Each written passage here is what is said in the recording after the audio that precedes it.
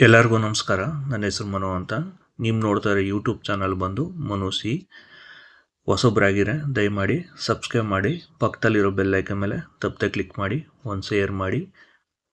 ಇವತ್ತೇನಪ್ಪ ವಿಚಾರ ಅಂತ ಹೇಳಿದ್ರೆ, ಕೆಲವು ಎಜುಕೇಷನ್ ಪರ್ಫಾರ್ಮೆನ್ಸ್ಗೋಸ್ಕರ ಕೀಬೋರ್ಡಲ್ಲಿ ಕೆಲವು ಸಿಂಬಲ್ಸ್ಗಳು ಮತ್ತು ಶಾರ್ಟ್ಕಟ್ ಕೀಸ್ಗಳನ್ನ ತಿಳಿಸ್ತಾ ಇದ್ದೀನಿ. ಮೊದಲಾಗಿ ಇವತ್ತು ಏನಪ್ಪ ಅಂದರೆ ಶಾರ್ಟ್ಕಟ್ ಕೀಸನ್ನ ತಿಳಿಸ್ತಾ ಇದ್ದೀನಿ.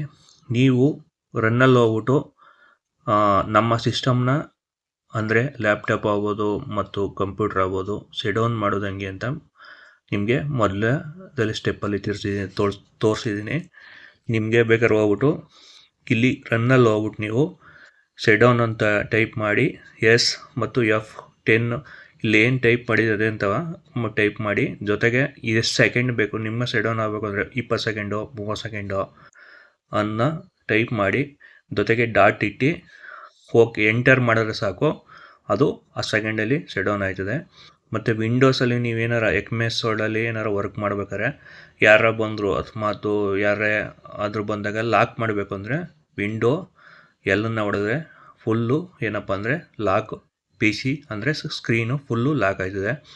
ಮತ್ತು ವಿಂಡೋ ಡಿ ಬಂದು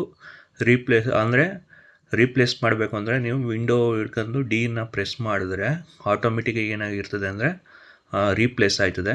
ಮತ್ತು ವಿಂಡೋ ಕಂಟ್ರೋಲು ಮತ್ತು ಶಿಫ್ಟು ಮತ್ತು ಎ ಅಂದರೆ ಇದು ಸ್ಮಾಲ್ ಲೆಟ್ರಲ್ಲಿದ್ದರೆ ಅದನ್ನು ಬಿಗ್ ಲೆಟ್ರ್ ಮಾಡ್ಬೋದು. ಇದನ್ನು ಹೊಡೆದ್ರೆ ನೀವು ಸ್ಮಾಲ್ ಲೆಟ್ರ್ ಟೈಪ್ ಆಗಿರ್ತದೆ, ಅದು ಬಿಗ್ ಲೆಟ್ರಲ್ಲಿ ಟೈಪ್ ಆಗಬೇಕು ಅಂತ ಹೇಳಿದ್ರೆ ನೀವು ವಿಂಡೋ ಮತ್ತು ಕಂಟ್ರೋಲು ಶಿಫ್ಟು ಮತ್ತು ಎನ ಹಿಡ್ಕೊಂಡು ನೀವು ಮಾಡಿದ್ರೆ ಆಟೋಮೆಟಿಕ್ಕಾಗಿ ಆಯ್ತದೆ. ಮತ್ತು ವಿಂಡೋ ಎಸ್ ಅಂದರೆ ಅಂದರೆ ಮಿನಿವೈಸ್ ಮಾಡ್ಬೋದು.